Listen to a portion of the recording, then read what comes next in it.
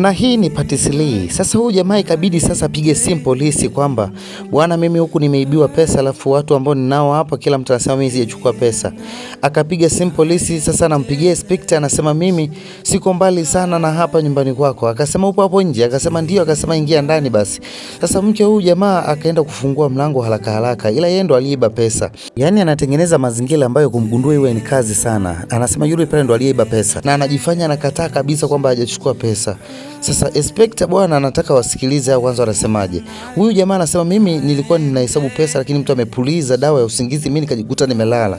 Sasa anasema hiki kikopo ndo ambacho kimetekeleza hilo jambo. Sasa inspector anashika kile kikopo, anakiangalia vizuri na kweli kina kitobo juu. Sasa anasema huyu ndo aliyepuliza. Sasa ikabidi amwambie shika kama ushahidi wako wewe dada.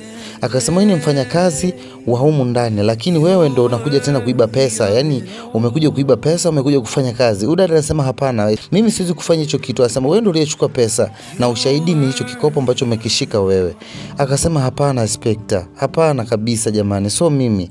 Sasa inspector anasema wewe tunaenda kituo cha polisi ili uweze kueleza vizuri nini kilikuwa kimejili hapa.